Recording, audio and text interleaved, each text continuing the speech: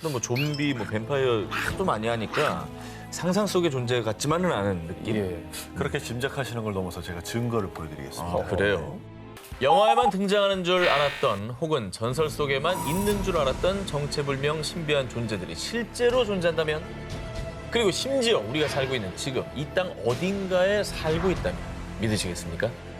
이번 특종은 여름 특집 2탄, 거기에 그 누군가가 살았다 싶습니다. 먼 옛날부터 전설로만 전해지던 괴수, 또 지금까지 보고된 바 없는 새로운 생명체 혹은 외계인의 존재를 증명하는 흔적들. 심지어 믿기 힘드시겠지만 그들이 살아서 움직이는 모습까지 똑똑히 목격됐습니다. 네, 현대 과학으로도 밝혀지지 않은 미스터리한 괴생명체의 증거를 가져왔는데요. 대체 그들의 정체는 무엇이며 언제부터 그곳에 존재했던 걸까요? 오늘 집중적으로 그들에 대해서 파헤쳐 보겠습니다. 미스테리한 그들의 존재에 대한 논란은 여전히 계속되고 있는데요. 과연 진실은 무엇인지 판단은 여러분의 몫입니다. 거기에 그 누군가가 살았다 싶고 19일을 공개합니다. 뱀파이어는 실존했다?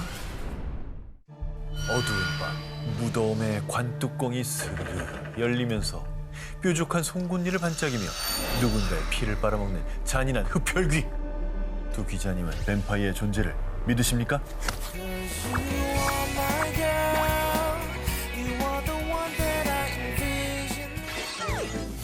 굉장히 동작이 느리네요. 사람이 좀 깜짝 하나도 안 놀랐어요. 사람이어서 그래. 저 너무 평온했어요.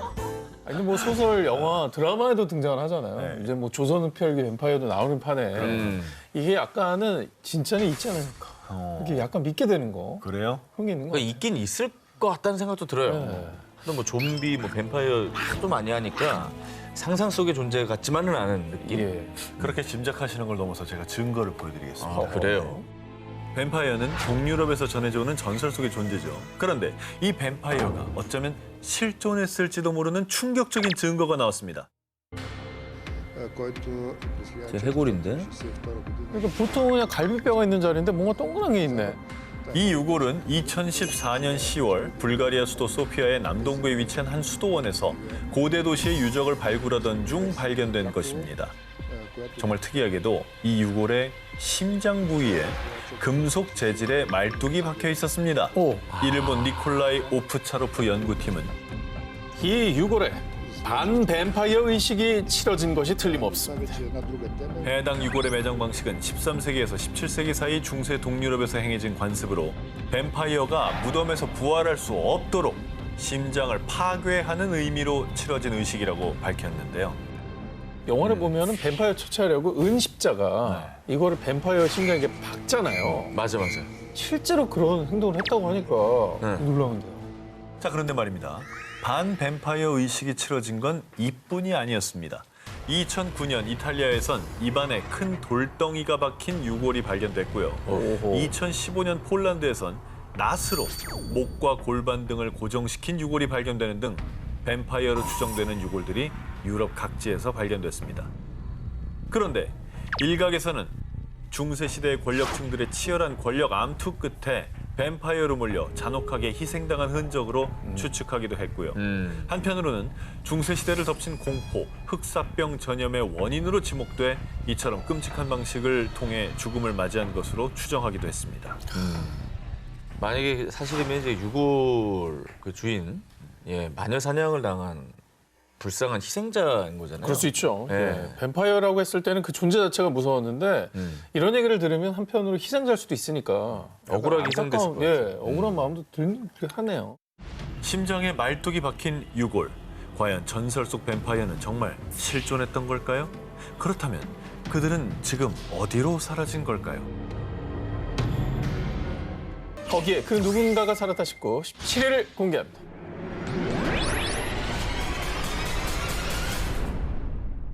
소설 걸리버 여행기 속에 등장하는 거인국. 주인공인 걸리버가 자신의 키보다 12배나 큰 거인족이 사는 나라에 방문해 갖은 순환을 겪은 이야기. 다들 기억하실 겁니다. 그런데 소설 속에 나오는 이 거인족이 실존했다면 여러분은 믿으시겠습니까?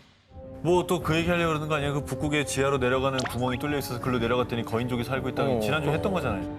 자, 우리가 공룡을 단 한 번도 실제로 본 적이 없지만 공룡이 존재했다는 사실은 화석을 통해 알잖아요. 그렇죠. 자, 그런데 이 거인족의 화석이 발견됐습니다. 정말? 발견되면 믿을 수 있는데. 화석입니다. 야, 여러분. 이거는 증거 아니에요, 이게? 증거죠. 2012년 남아프리카 공화국과 스와질랜드 국경 사이에 위치한 음팔루지 마을 인근에서 탐험가인 마이클 텔링거가 이 거대한 발자국 화석을 발견한 건데요. 이야, 발이 사람 키만 하네. 그 진짜 사람 발자국 모양인데? 그는 발자국 화석의 크기가 무려 1.2m에 달하는 것으로 보아 이 발자국 소유자의 키는 7.5m에서 8m 정도 됐을 거라고 추측했습니다. 아무리 커도 사람 발 크기가 30cm잖아요. 그러니까. 근데 저게 1.2면은 와 거의 초등학생 키만큼 발이 크다는 건데? 와 그럼 거인족이 진짜 있었다는 건가? 탐험가 텔링거는 이 거인족 발자국 화석을 공개하면서요. 이 발자국이 찍힌 화강암 화석은 최소 2억 년 전, 최대 30억 년 전에 생겼을 것으로 추측됩니다. 아니 2억 년이랑 30억 년은 너무 차이가 큰데요. 어차피 그리고 화강암 화석이라는데 네. 그게 사실 굉장히 뜨거운 마그마가 굳어져 생기는 그렇죠. 돌 아니겠습니까? 거기에 또 발자국이 이렇게 남아있다는 게 자, 그렇습니다. 일각에서는 1200도씨의 뜨거운 마그마를 밟아야 화강암에 화석이 생기는데 생명체가 그 온도를 버티는 건 사실상 불가능하다고 반박. 근데 생각해보니까 만약에 키가 8m나 되는 거인이 있었다면 뭔가 이 꼭 우리 인류의 확대형이 아니라 아예 신체 구조가 좀 달랐을 수도 있잖아요. 그러니까 그렇죠. 이걸 너무 우리랑 똑같이 생겼을 거라고 생각하는 것도 옳지 않을 수도 있을 것 같아요. 자, 이 발자국 화석을 발견한 텔링거도 같은 생각이었나 봅니다. 그는 발가락으로 추정되는 곳에 암석이 쏠려 있는 모습에 주목을 합니다. 거인이 마그마를 밟은 뒤 발을 들어 올릴 때 모양이 그대로 유지된 겁니다. 하지만 그 이후 이 발자국 화석이 언제 어떻게 생기게 됐는지 그 정체는 무엇인지 아직까지는 정확히 밝혀지지 않고 있습니다.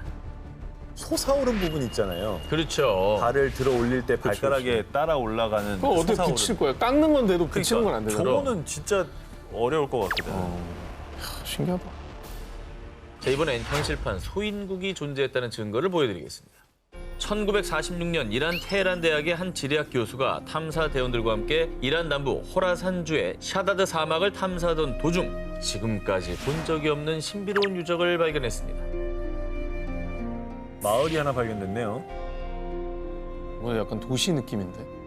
진흙과 돌로 지어진 200여 채의 건물들과 함께 발견된 화덕과 용광로, 구리, 황동 등의 금속 도구와 도자기들. 탐사대는 실제로 사람이 살았던 주거 지역으로 추측을 했습니다. 그런데 이상한 점은 여러 방으로 나뉘어져 있는 이 건물들의 천장 높이가 대부분 140cm. 이란에서는 아주 오래전 고대 시대부터 마크후니크라는 마을에 소인족들이 살았다는 전설이 전해져 내려오고 있는데요. 그래서 일각에서는 이곳이 바로 현실판 소인국이라고 추측했습니다. 뭐 인류 중에 제일 작다고 얘기하는 그 피그미 같은 종족들, 외소 종족들 키가 140, 150 정도 되거든요. 그렇죠. 그냥 보통 천장은 사람 키보다는 좀 더 높게 짓잖아요. 열이 그렇죠, 있게. 그렇죠. 그러니까 천정이 140이면 거의 키가 한 1m? 그렇죠. 혹은 그 이하라고 봐야 되는 거죠. 그냥 피규어 아닙니까 저거? 그냥 이렇게 모델하우스처럼. 저 소인이 얼마나 상처받겠습니까? 아니 살아있는 애를 아니, 피규어라니요 지금.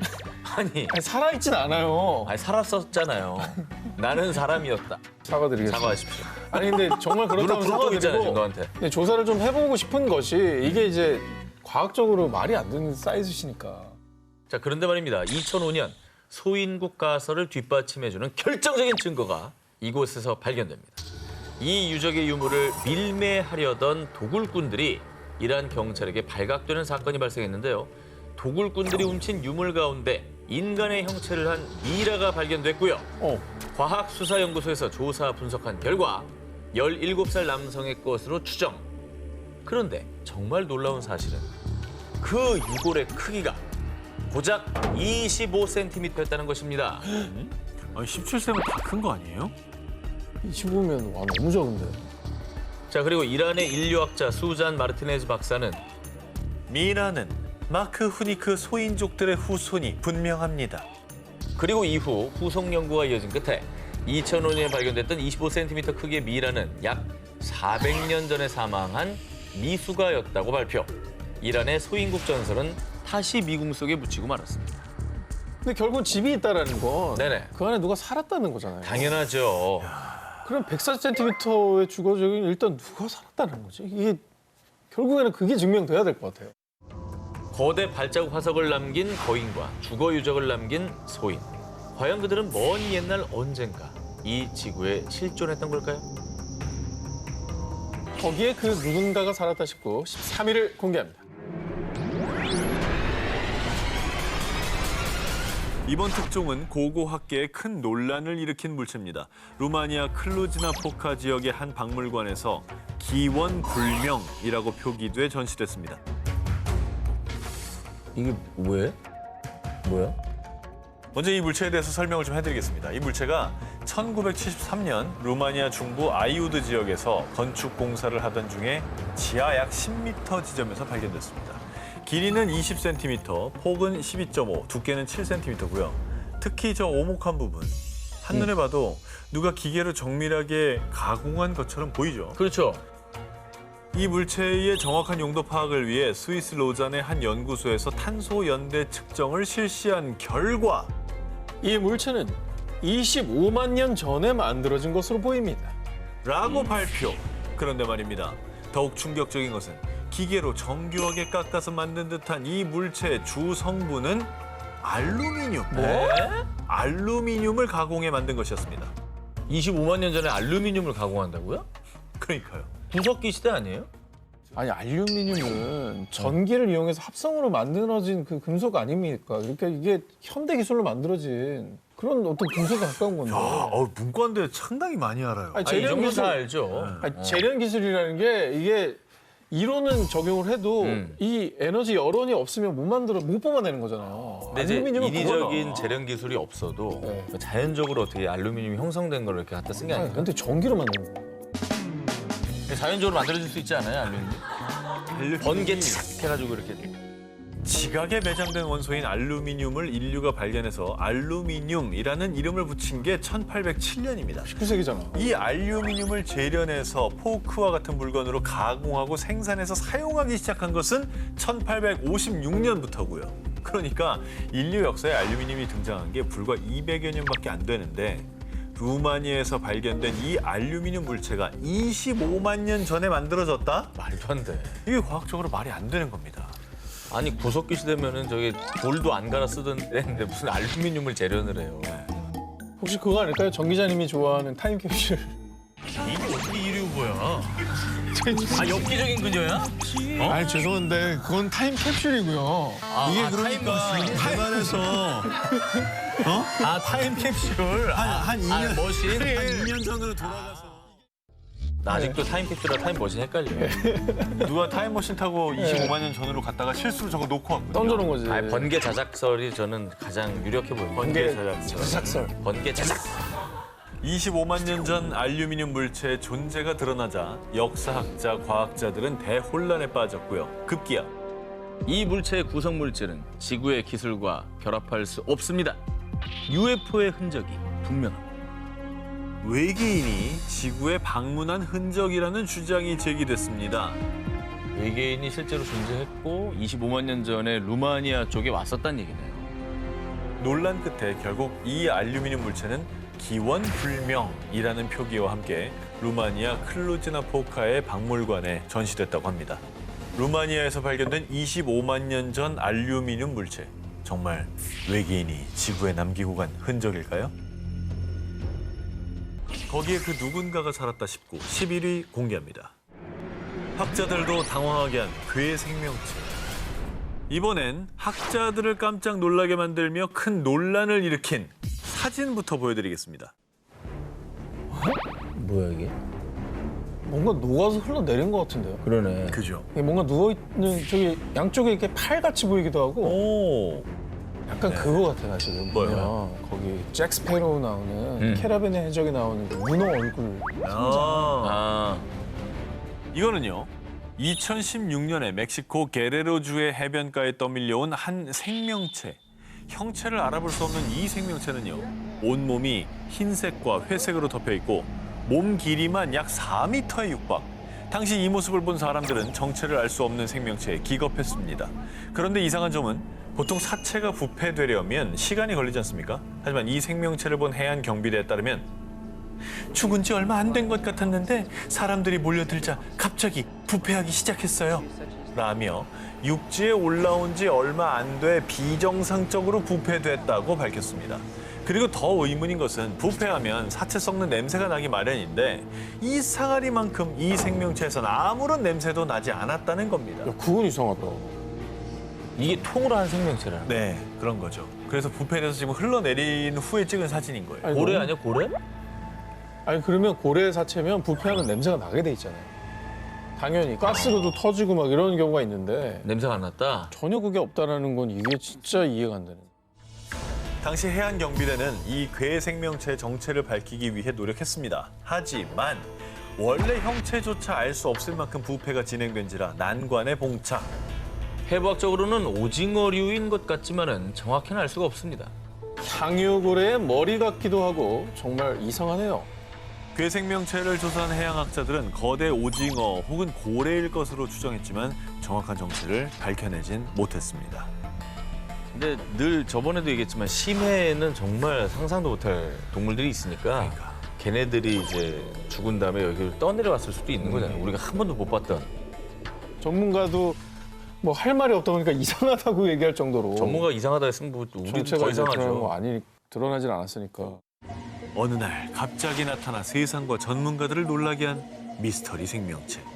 어쩌다 무슨 일을 겪었길래 사람들 앞에 그런 모습으로 나타났을까요? 거기에 그 누군가가 살았다 싶고 7위 공개합니다. 이곳에 찍힌 미스터리 생명체? 지난주 잃어버린 세계를 찾아서 19에서 마지막 원시 대륙으로 불리는 이곳에 대해서 소개해드렸는데 두 기자님 기억하십니까? 아 극지방 아닙니까? 맞아요. 두 개 중에 하나로 좁혀졌어요. 남극! 아, 그걸 틀리네. 북극! 어디야? 기억이 안 나. 자, 그 평 그거? 남극입니다.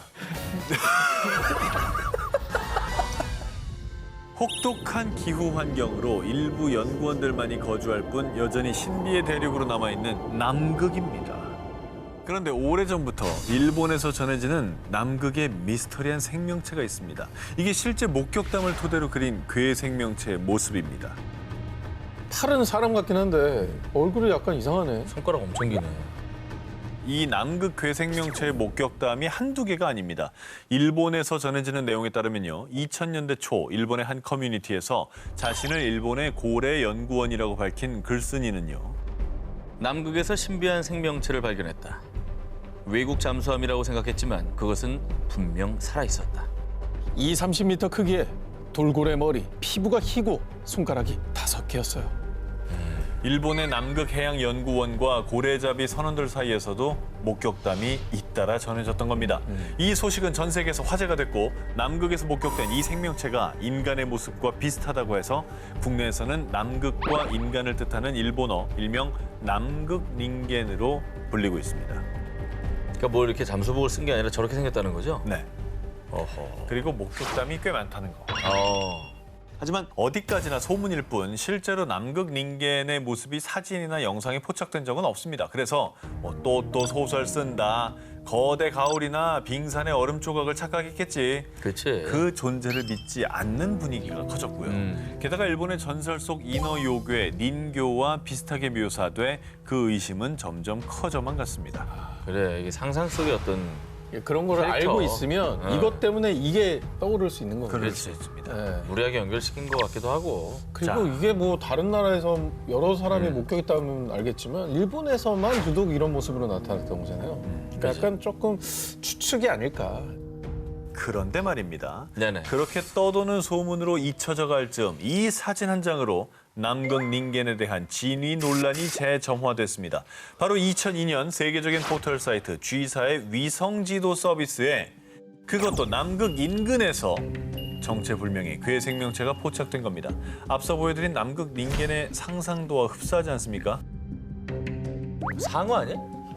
그게 인공위성에서 찍었는데 저 정도로 나올 정도면 네. 되게 그래도 큰 거예요. 아 근데 진짜로 갑자기 위성 사진을 보니까 약간 태도가 좀 바뀌어지긴 하네요. 그러니까. 예, 뭔가 있지 않을까 싶어요. 저렇게 생긴 게 없으니까 크고.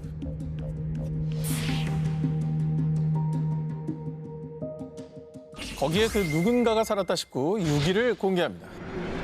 호주 의문의 괴생명체. 아름답고 신비로운 대자연의 위험을 보여주는 나라 호주.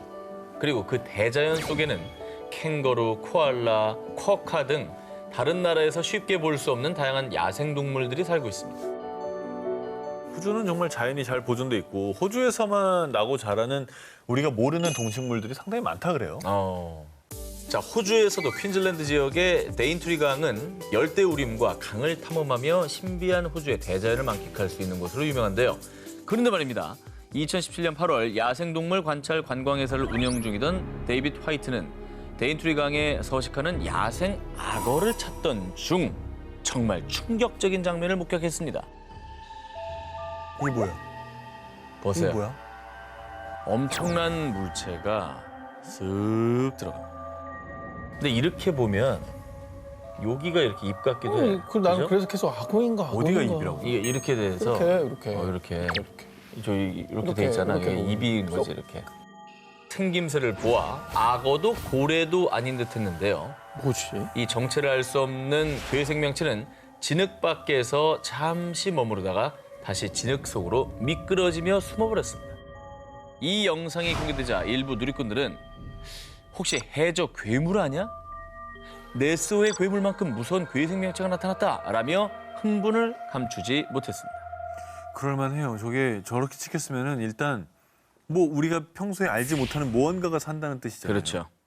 일각에서는 데인트리 강 일대가 야생 악어의 서식지이기 때문에 이 괴생명체 역시 악어일 수 있다고 주장. 그리고 이 괴생명체를 발견한 화이트는 진흙에 서식하면서 물 밖으로 나올 수 있는 작은 물고기의 일종이지 않을까 추측을 했습니다. 근데 이게 뭐 큰 물이 아니라 너무 진흙탕 한가운데 그러니까 있는 악어 거라. 전문가도 악어가 아닐 거라고 얘기한 거는 악어는 사실 뭐 강이나 호수에서 그렇죠. 그런 데 살게 마련인데 악어는 아닌 것 저거는 같아요. 진흙에 그냥 그 동에 쑥 들어간 거잖아. 뭐냐 이거. 그 얘는 이제 진흙 밑에 있다가 뭔가 숨 도사리- 쉬러 나왔다가 다시 들어가는 느낌? 그렇지. 음. 호주에는 뭐 워낙 신기한 동물들이 많기 때문에 지금까지 좀 연구가 안 된, 발견 안 된 새로운 생명체이지 않을까? 좀 더 연구를 해봐야 될 것 같은데요. 네. 호주 데인트리 강 진흙에서 발견된 정체모를 괴생명체. 혹시 아직 인류가 발견하지 못한 새로운 생명체는 아니었을까요? 거기에 그 누군가가 살았다 싶고 1위 후보 헤드라인을 공개해 주세요.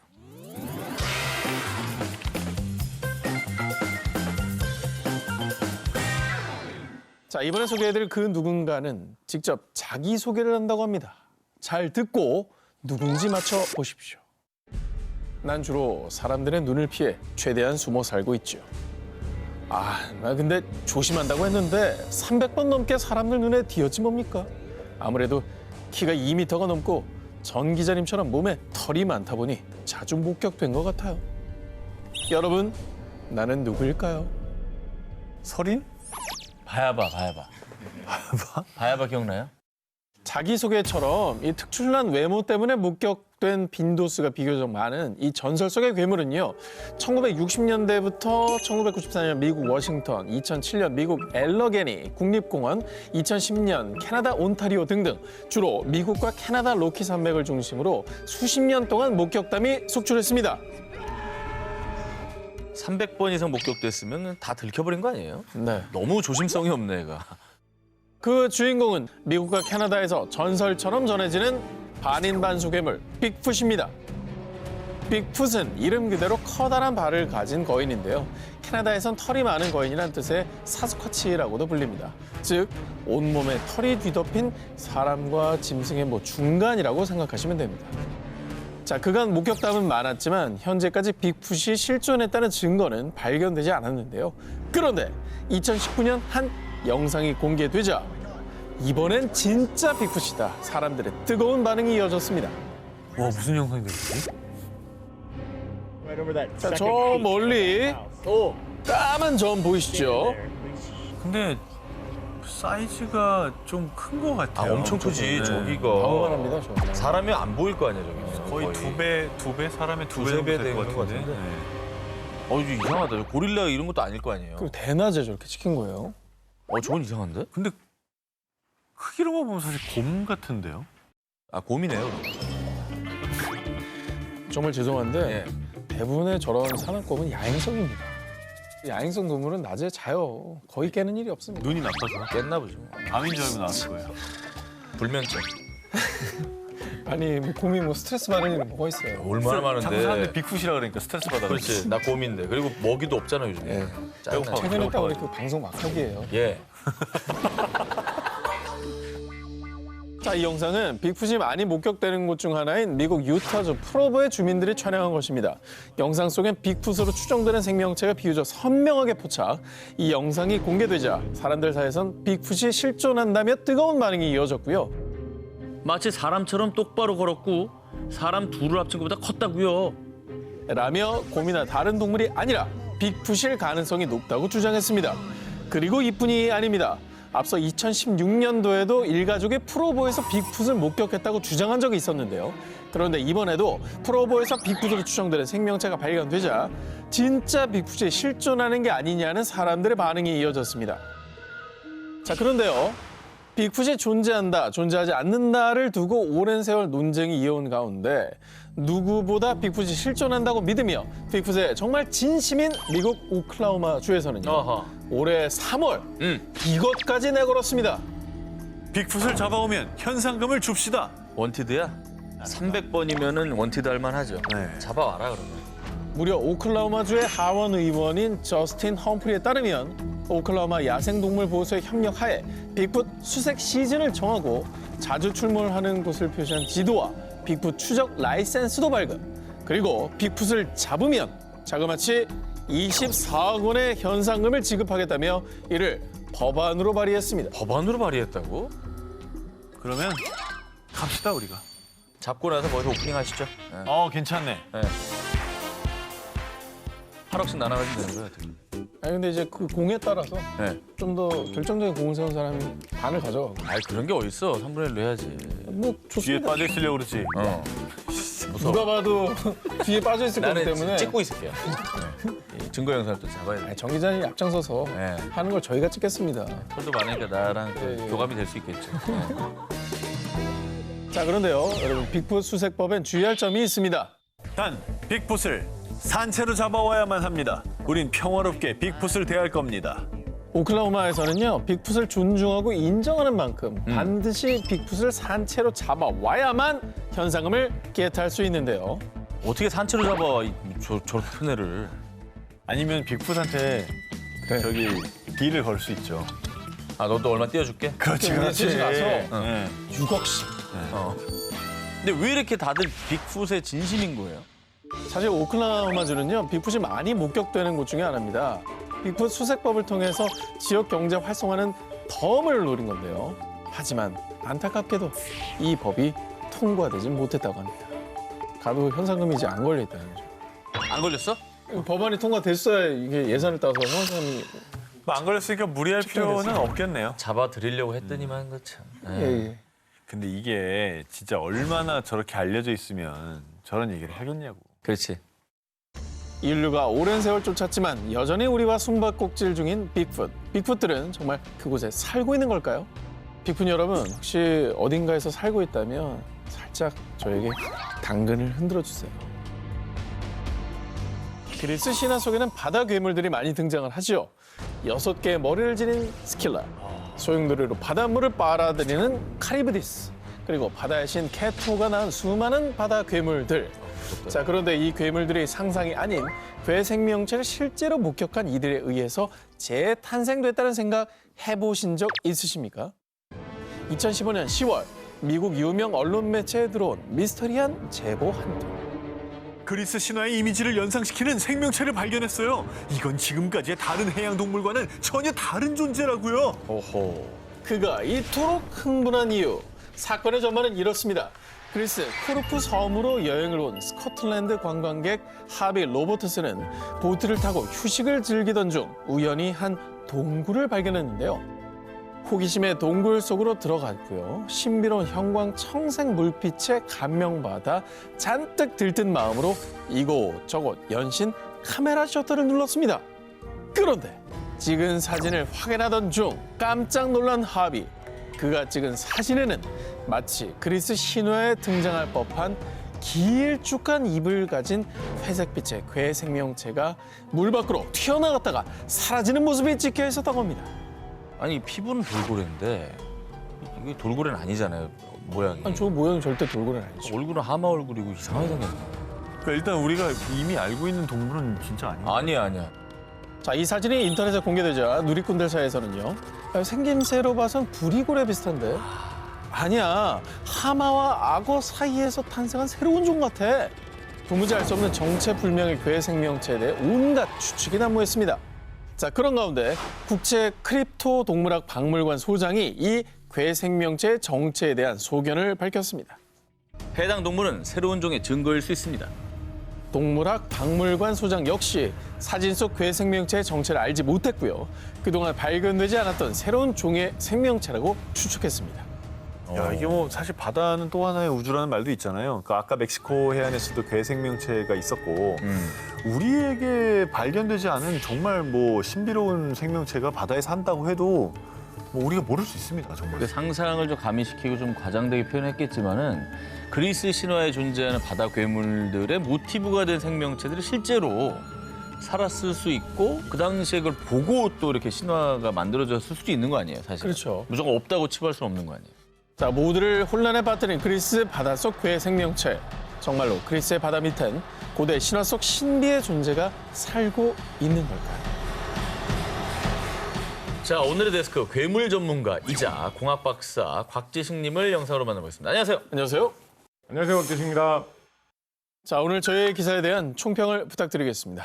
어떻게 생각하면 정말 그런 게 있을까 싶기도 하고 이건 뭐 이런 걸 좀 착각한 거 아닐까, 조작 아닐까 이런 생각도 좀 들기도 하고 자기 스스로 계속 탐구하고 조사하고 의심하고 상상해보는 그런 재미가 있어가지고 오늘 이야기 쭉 들으면서 정말 그 재미 한껏 느낄 수 있었습니다. 자, 그럼 오늘 1위 기사 발표해 주시죠.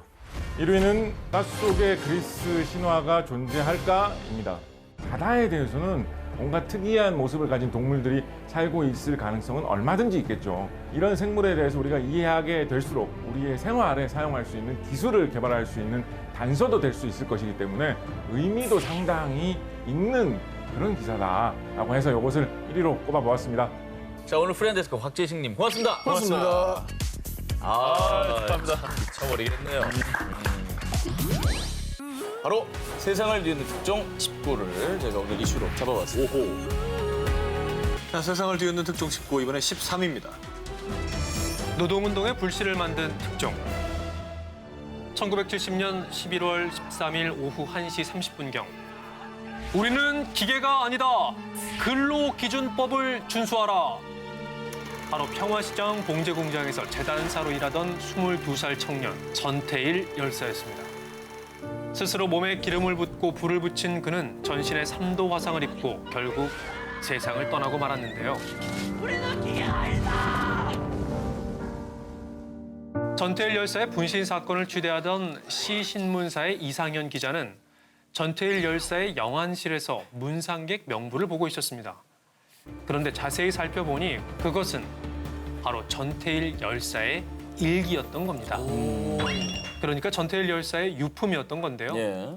그런데 이게 단순한 일기가 아닌 것이 전태일 열사가 봉제 공장에서 일하던 당시 처절할 만큼 열악했던 노동 환경과 노동자 중 40%는 평균 연령이 15세인 아이들이었다는 겁니다. 그래서 전태일 열사는 이렇게 말도 안 되는 노동자들의 현장 실태를 알리기 위해 하루 작업 시간, 직원들의 평균 연령대, 임금 등을 일기에 상세히 기록했던 겁니다.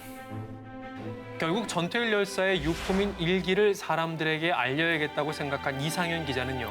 전태일 열사의 가족들을 설득했고요. 나 하나 죽어지면 뭔가 달라지겠지라는 제목으로 일기장의 내용을 대서특필하게 됩니다. 이 기사를 통해 전태일 열사의 숨겨진 사연이 공개되자 노동자들의 열악한 노동 환경에 관심을 가지기 시작하죠. 실제로 이후 평화시장에는 전국 연합노동조합 청계 피복지부가 결성되었고요. 전국적으로 약 2,500개에 달하는 노동조합이 만들어지는 등 노동운동에 불씨를 지핀 신호탄이 되었습니다. 세상을 뒤흔든 특종 19 12위로 스타 기자의 고백. 나를 고발합니다. 2008년 27살의 나이에 가장 권위 있는 언론상 퓰리처상을 수상하며 스타로 떠오른 기자가 있습니다. 2007년 버지니아 공대 총기 난사 사건 당시 생존자들의 시점에서 현장 상황을 재구성해 발빠르게 보도한 호세 안토니오 바르가스 기자인데요. 2011년 6월 23일 바르가스 기자가 다시 한번 미국 전역을 경악시킨 엄청난 특종을 터뜨립니다. 특종의 제목은 등록되지 않은 이민자로서 나의 삶. 바르가스 기자는 사실 필리핀 출신의 불법 이민자로 자신이 쓴 기사를 통해 자신의 비밀을 과감하게 세상에 폭로한 겁니다. 스타 기자가 자신의 비밀을 갑자기 폭로한 이유가 뭐야? 저기요. 본인이 질문을 하라고요. 더빙하세요? 바르가스 기자가 그 특종을 쓰기로 한 이유. 최소한의 의료와 교육의 혜택도 받지 못한 채 미국 사회의 그림자가 되어 일하는 1,100만여 명의 불법 이민자들을 돕기 위해서였다는데요. 바르가스 기자의 이 특종은요. 용기 있는 고백이에요. 당신을 응원할게요. 야, 용기는 무슨 감옥에 보내라! 이렇게 미국 사회에 격렬한 논쟁이 벌어지면서 결국 오바마 전 미국 대통령까지 나서게 됐습니다.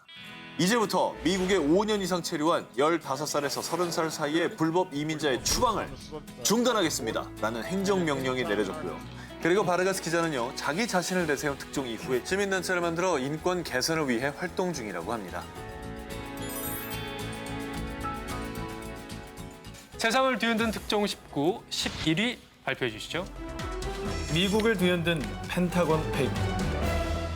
1971년 6월 13일자 미국 대표 일간지 N 일간지를 펼쳐던 미국인들은 엄청난 충격에 휩싸이고 맙니다. 이 충격을 고발한 이는 바로 데니얼 엘스버그. 그는 미국 국방부의 1급 기밀 문서 작업에 참여할 정도로 잘 나가는 군사 분석가였습니다. 그런데 그는 미국 정부의 충격적인 기밀을 알게 되는데요. 1964년 북베트남군이 미군에게 선제 공격을 가해 교전이 벌어진 통킹만 사건은요. 알고 보니 북베트남이 먼저 도발을 했다는 내용으로 일부 조작을 한 것이 펜타곤 문서에 적혀 있던 겁니다. 즉 베트남 전쟁에 개입하기 위해 일부러 이 사건을 연출했던 것이었는데요. 그리고 베트남과 프랑스의 전쟁에서도 프랑스에게 은밀하게 군사 원조를 하는 등 실제 개입을 해왔다는 사실까지 알게 됩니다. 진짜 큰 사건이네요. 그렇습니다. 조국이 무의미한 전쟁을 계속하는 것을 모른 척할 수 없었던 엘스버그는 결국 서류 가방에 펜타곤 페이퍼의 일부를 숨겨서요. 미 국방부를 빠져나와 긴밀히 복사를 시작했습니다. 그는 이런 방법으로 수일 동안 서류를 조금씩 빼돌렸고요. N신문사의 베트남 종군 기자였던 닐 시엔에게 펜타곤 페이퍼의 사본을 넘겼고요. 이 소식이 대서특필되자 미국을 넘어 전 세계가 요동치기 시작했습니다. 국가기밀 문서를 허가 없이 유출시킨 데니얼은 정부 재산 절도, 간첩 혐의 등 12개 중범죄로 기소됐는데요. 법원은 데니얼의 모든 혐의를 받아들이지 않았고요. 사실상의 무죄 판결을 내리고 맙니다. 용기 있는 고발로 세상을 뒤흔든 펜타곤 페이퍼 특종. 이는 지금까지도 언론의 자유는 그 무엇으로도 막을 수 없다는 것을 판례로 남긴 기념비적인 특종으로 남아 있습니다. 세상을 뒤흔든 특종 19, 10위 공개해 주세요. 아동 노예를 막은 특종 사진. 2,000명 노예 어부를 구한 펜의 힘. 단 사진 한 장으로 전 세계에서 자행되고 있는 충격적인 실태들을 고발한 특종들이 있습니다. 그 사진은 바로 글로벌 스포츠 브랜드 N사의 로고가 크게 박힌 축구공을 만드는 사진이었는데요. 저거 유명하죠. 이 사진 속 아이는 파키스탄의 12살 소년 타리그로요. 소년의 애처로운 삶의 무게가 느껴지는 이 사진을 세상에 공개한 곳은 보도 사진의 선구자로 불리는 매거진 라이프지였습니다. 라이프지 6월호에 실린 이 한 장의 사진이 고발한 아동 노예 충격적인 실상이 또 있습니다. 하루 11시간 이상 노동력을 불법 착취당한 아이들의 임금은 고작 300원에서 400원 뿐이었다는 사실. 또 축구공에 스티커를 붙일 때 사용하는 화학약품의 강한 독성 때문에 아이들이 시력을 잃는 일도 부지기수라는 그 정도예요. 그렇습니다. 그러나 당시 N사는 아동 노동의 책임을 모두 하청업체로 돌리기에만 급급했는데요. 결국 이에 분노를 일으킨 전 세계 시민단체와 소비자들은 불매운동을 벌였고요. 결국 N사는 정식 사과와 함께 작업 요건 등을 철저히 감시하겠다는 내용을 발표했습니다. 또한 FIFA 측에도 1996년에 FIFA 라이센싱으로 생산되는 축구공 및 용품과 관련해 아동 노동으로 생산된 축구공은 사용하지 않겠다라고 공식 선언을 했다고 합니다. 그리고 바로 지난해인 2016년 충격적인 사진과 함께 터뜨린 이 특종으로 무려 2,000명의 사람들을 구할 수 있었는데요. 나 이거 모르겠네. 감금돼 있는 감금돼 있는 건가요? 자, 이 사진과 함께 실린 특종의 제목은 바로 Seafood from Slaves, 노예들이 가져다준 해산물이었습니다. 사실 인도네시아, 태국 등에서 노예 노동이 빈번하다는 건 수산업계 내에선 알만한 사람 다 아는 공공연한 비밀이었다는데요. 그래서 이 비밀과 실상을 낱낱이 밝혀 전 세계에 드러내야 되겠다고 생각한 A통신사의 기자들. 로빈 맥다와, 에스터 투산, 마지 메이슨, 그리고 마사 멘도사까지. 참고로 이 마사 멘도사 기자는 앞서 제가 전해드렸던 노근리 양민 학살을 최초 보도한 마사 멘도사는 정말 예. 우리가 요즘 기억을 갑이네요. 해야 갑. 자, 이 네 분의 기자들은요, 태국 정부가 발표하지 못할 결정적인 증거가 필요했습니다. 네. 그래서 결국 벤지라 섬에 어렵게 숨어 들어갔는데요. 아하. 2014년 이들이 이곳에서 두 눈으로 확인한 실상은 정말 지옥 그 자체였습니다. 자, 하루에 거의 20시간이 넘는 노동과 갖은 학대, 또 그렇게 일하다 일을 할 수 없게 되거나 죽으면 노예 노동 사실을 은폐하기 위해 가명으로 묘지를 썼다고 합니다. 어머, 이 참혹한 실상을 마주한 A통신 4명의 기자들은요, 1년 가까운 시간 동안 집요한 취재를 이어가며 증언과 증거들을 수집했는데요. 자, 이들이 밝혀낸 사실 첫 번째, 노예 어부들을 감시하는 세력은 무장 마피아 조직이라는 것이었습니다. 자, 그래서 기자들은 이들에게 들키지 않기 위해 수일 동안 작은 트럭 짐칸에도 숨어 지내기도 했고요. 확실한 증거들을 남기기 위해 노예 어부들에게 몰래 카메라 촬영을 부탁했어요. 그리고 그 취재는 벤지라 섬에만 머물지 않았습니다. 태국 도심 한복판에서 13살 어린이가 하루 10시간 넘게 세월을 까는 모습을 잡아내자 태국 정부도 그제서야 결국 잘못을 시인했고요. 하지만 그 무엇보다도 이 현대판 노예 취재가 가장 빛을 발했던 건 바로 특종이 아닌 사람이었습니다. 거의 1년에 가까운 취재를 마치고도 팀원들은 기사 송고를 미루기로 결정했는데 그 이유는 취재원들과 갇혀있는 사람들을 구출해내는 게 우선이라고 판단했기 때문입니다. 세상을 뒤흔든 특종 19 8위 공개합니다. 특종의 패왕 최은희가 간다. 1924년 신문사 주최 무선전화 공개방송을 통해 라디오 전파에 최초로 목소리를 실었던 여기자. 민간인 최초로 비행기를 타고 서울 비행기 취재기를 쓴 여기자. 바로 민간신문 최초의 여기자 고 최은희 기자입니다. 1924년 창간 4주년을 맞은 C일보에 민간신문으로선 최초 여기자로 발탁이 됐다고 합니다. 사실 이때만 해도 개혁을 위한 보여주기식 채용으로 집안 살림에 관한 기사나 쓰게 하려는 그런 생각이었는데 그녀는 자신을 특종의 패왕으로 만든 대특종을 터뜨리고 맙니다. 1926년 6월 종로거리를 걷던 최은희 기자는 종로경찰서 고등계 주임을 발견합니다. 그 길로 그의 뒤를 밟아 취조실로 들어가는 것을 포착하게 됐는데 그 안에 민족 독립운동을 함께한 개벽 잡지 관계자들이 잡혀있는 것을 보고 칼보다 강한 펜의 힘으로 특종을 날립니다. 모 중대사건 폭로, 천도교 관계자, 학생 직공 등 80명 피체, 무고한 이들을 잡아놓고 중상모략을 하고 있다는 내용이었습니다. 이 특종으로 그녀는 신문계의 황제로 등극, 여기자의 위상을 드높여 나갔는데요. 또 특종을 잡기 위한 기자의 기본 요건이라 할 수 있는 잠입이죠. 그 시절부터 그녀는 변장의 귀재로 불리며 기생복장을 하고 저렇게? 남자 기자들도 취재하기 어려운 거지굴, 또 음지에서 성매매가 이루어지는 매음굴 등을 누비었습니다. 그야말로 이때부터 르뽀, 몸을 던진 탐사보도 취재를 한 겁니다. 멋있다. 여성의 한계를 뛰어넘은 팔방미인, 조선신문계 스타 기자로 활약했던 고 최은희 기자. 1983년 5월 사제 5천만 원을 여성 기자들을 위해 써달라고 C일보에 기탁을 했고요. 이후에 C일보에서는 최은희 여기자상을 제정해서 매년 뛰어난 활동을 펼치는 여기자들에게 수여하고 있다고 합니다. 탐사보도. 저도 이런 경험이 있긴 한데 대단하시네요. 탐사보도를 하셨어요? 사실 제가 남자 도우미가 돼서 잠입 취재를 했죠. 거기서 이제 뭐 교육 받았어요. 교육 받고 자기소개하는 교육 받고 면접 본 거죠? 그러니까 1대1로 면접을 봐서 이제 뭐 면접하면 이제 스케일 나오잖아요. 말 많이 하지 말고 가만히 있으면은 너처럼 이렇게 좀 묵직한 스타일 좋아한다. 이렇게 다 교육을 받고 한 새벽 3시쯤에 제가 당시 이름이 태풍이었는데 아, 잘 어울리네. 태풍아 첫 손님이 왔으니 들어가라.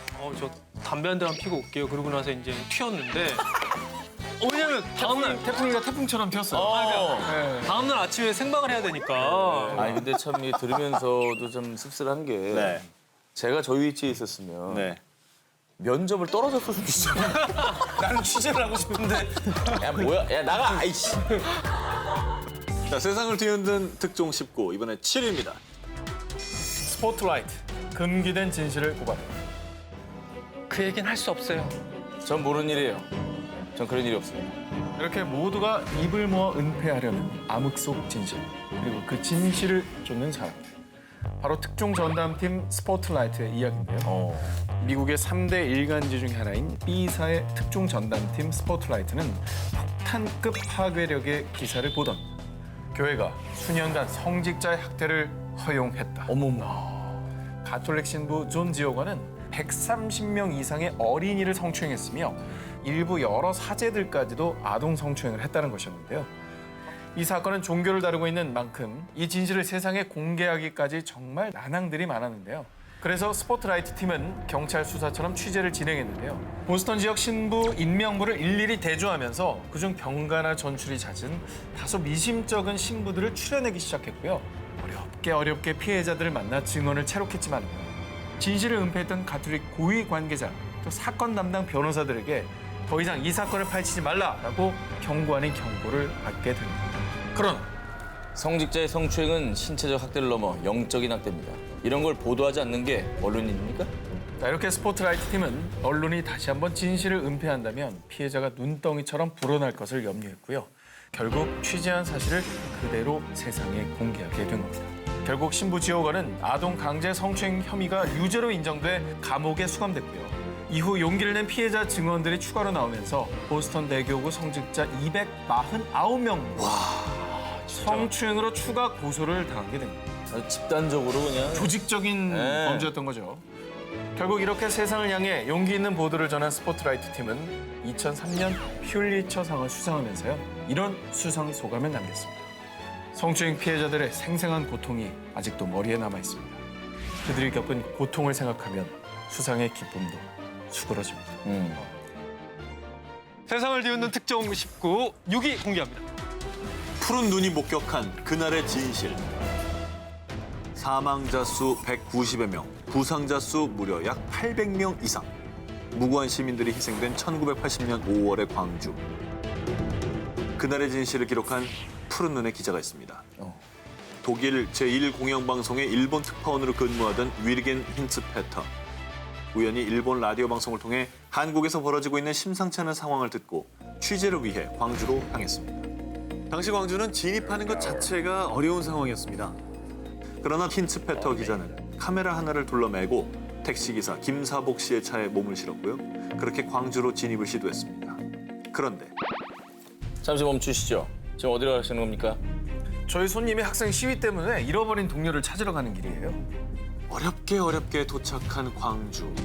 그런데 힌츠페터 기자의 푸른 눈에 비친 광주의 광경은 너무나도 잔혹했습니다.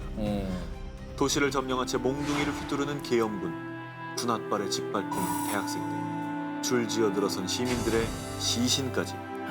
그야말로 아비규환이 된 광주의 참상을 직접 목격한 힌츠페터는 몰래 현장으로 잠입해 광주의 참상을 생생하게 취재했습니다.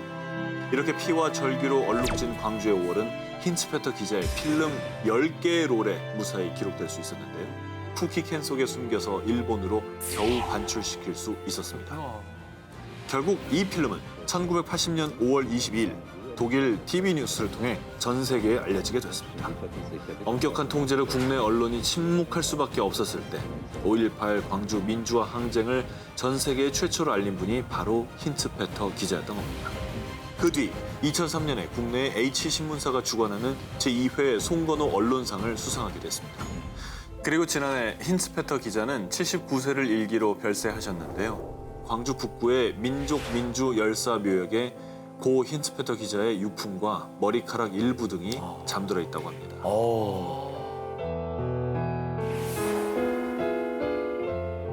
세상을 뒤흔든 특종 19, 5위입니다. 되면? M과 K의 대결에서 김 기자와 전 기자만 남았습니다. 그래요. 동갑내기 대결인가요? 그러네요. 일단 이 기사 좀 들어줘요. 잘 들으면 너는 편할 것이고 내 말을 반항하고 내가 안 들으면 너는 이것이 죽은 거야. 1991년 8월 14일 고 김학순 할머니께서 전 세계 최초로 내가 일본군 위안부였다라고 밝히면서 일본군의 만행을 고발하는 기자회견을 한 날인데요. 지난주 내용하고 이어지네요. 이어지죠. 그런데 김학순 할머니의 기자회견이 열리기 3일 전인 1991년 8월 11일 일본 유력 일간지 A신문에 대서특필된 특종이 있습니다. 전 조선인 종군 위안부 전후 반세기 만에 무거운 입을 열다.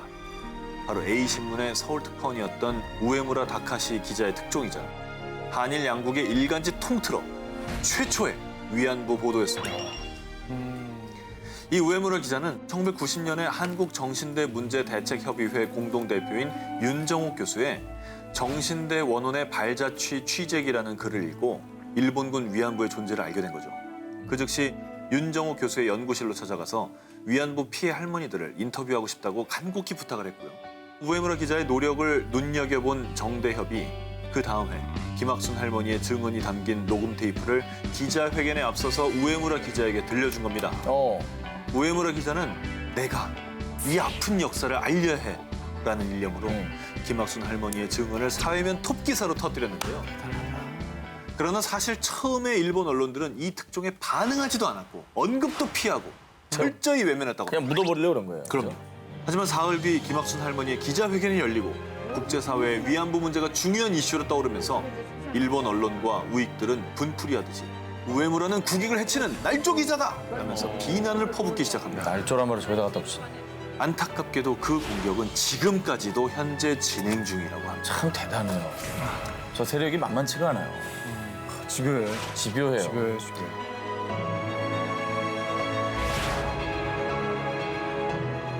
세상을 뒤흔든 특종 19, 이번에 4위입니다. 킬링필드의 삶을 폭로하다. 우리 가족의 죽음을 전해주세요. 킬링필드는 1975년 급진적 좌익 무장단체 크메르 루즈가 캄보디아를 점령한 뒤 엘리트 없는 노동자와 농민의 국가를 만들겠다며 4년간 약 200만 명의 시민들을 지식인으로 몰아 잔인하게 고문하고 학살한 사건입니다. 이 끔찍하고 잔인한 학살극을 처음으로 세상에 알린 충격적인 특종이 바로 시드니 쉔버그 기자가 미국 대표 일간지 N신문에 공개한 디스프란의 생과 사라는 기사입니다. 쉔버그 기자는 원래 동남아 정세를 취재하는 특파원이었고요. 디스프란은 캄보디아에서 만난 통역가였습니다. 1975년 크메르 루즈가 캄보디아를 점령하면서 프란은 외국어를 할 줄 안다는 이유로 사로잡히고 쉔버그 기자는 결국 추방됐던 겁니다. 하지만 쉔버그 기자는 추방된 이후에도 미국과 태국을 오가며 프란의 생사를 수소문했고요. 마침내 1978년 태국 난민 캠프에서 프란과 감격의 재회를 하게 됩니다. 근데 어떻게 온 거예요, 태국까지? 궁금하시죠? 네. 크메르 루즈 병사들에게 잡힌 프란은 강제 노동 수용소로 끌려가 하루 14시간 강제 노동에 시달려야 했고요. 먹을 게 없어서 벌레까지 먹은 끝에 죽자 사자 국경을 넘는 모험까지 하게 됐는데 이 일대기를 정리한 것이 바로 쉔버그 기자의 디스프란의 생과 사라는 기사였던 것이죠. 마침내 2005년 캄보디아 특별재판소가 세워져 킬링필드를 주도한 크메르 루즈 지도자들을 법정에 세우는 데 성공하게 되는데요.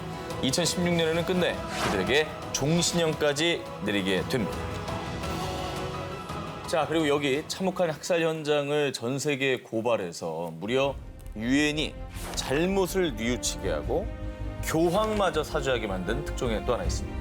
바로 미국의 저널리스트 필립 고레비치의 내일 우리 가족이 죽게 될 거라는 걸 제발 전해주세요입니다. 루안다 양민 학살을 취재한 르뽀 제목인데요. 1994년 아프리카 르완다에서 내전이 일어나서 희생자 숫자가 분당 7명입니다. 아이고.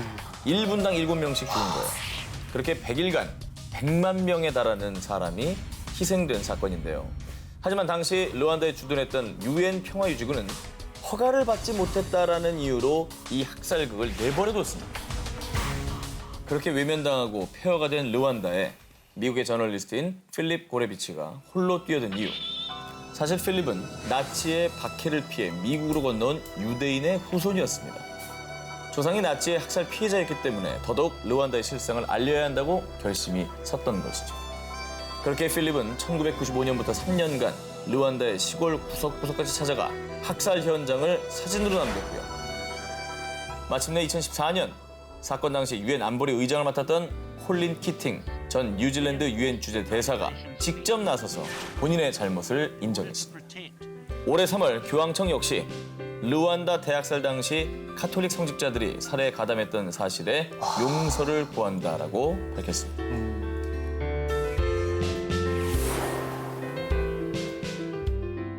세상을 뒤흔든 특종 19, 정말 세상을 뒤흔들거나 바꾼 특종들을 저희가 알아봤는데, 자, 그럼 정말 세계 대결이죠. 네. 13년 전에 최종 면접장에서 있었던 대결. 야! 이 리벤지 매치입니다. 리턴 매치! 자, 그럼 프리한 19 오늘의 1위 특종 후보부터 만나보겠습니다. 1급 특종, 내 나라를 고발합니다.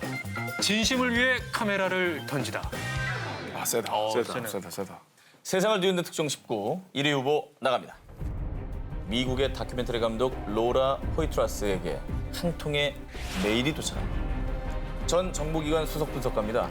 미국 국가안보국인 NSA가 우리 국민과 외국인들을 상대로 한 무차별적인 대량 통신 도청과 감청에 대해 폭로하고 싶습니다.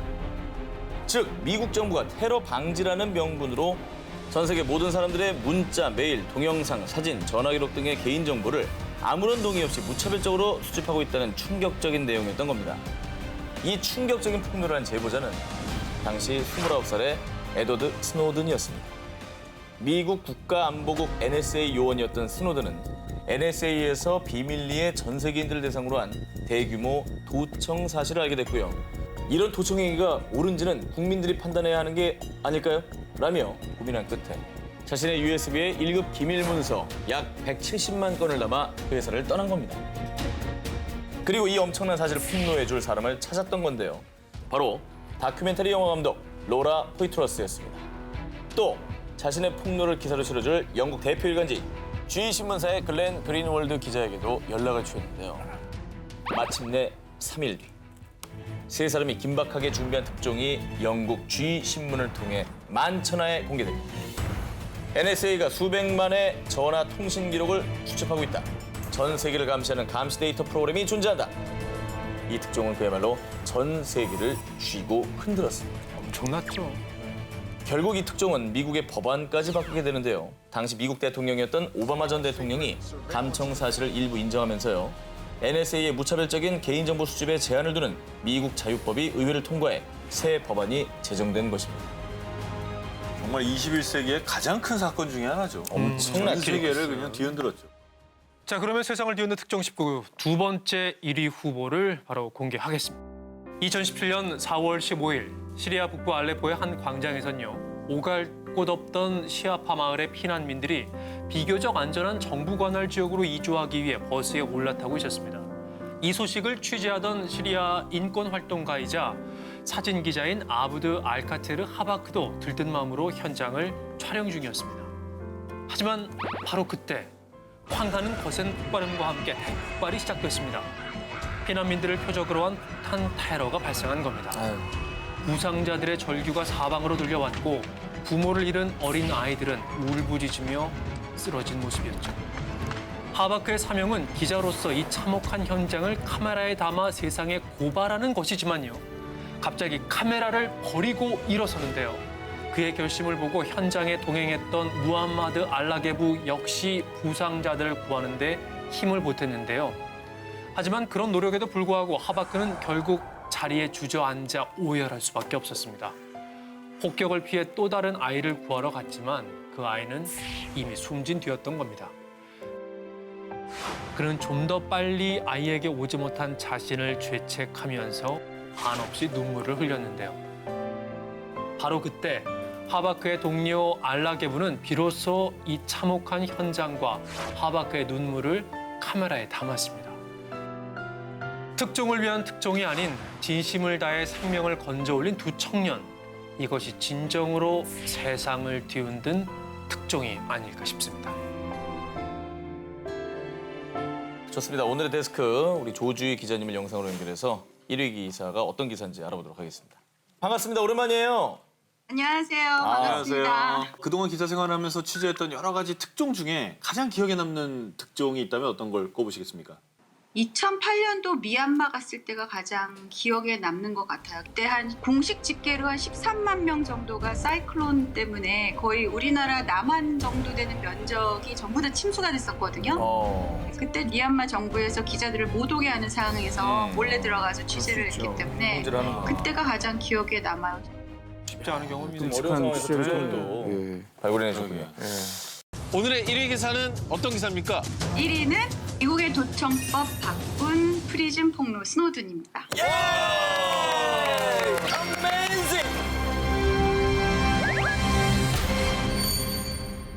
이 기사를 1위로 선정하신 이유가 궁금합니다.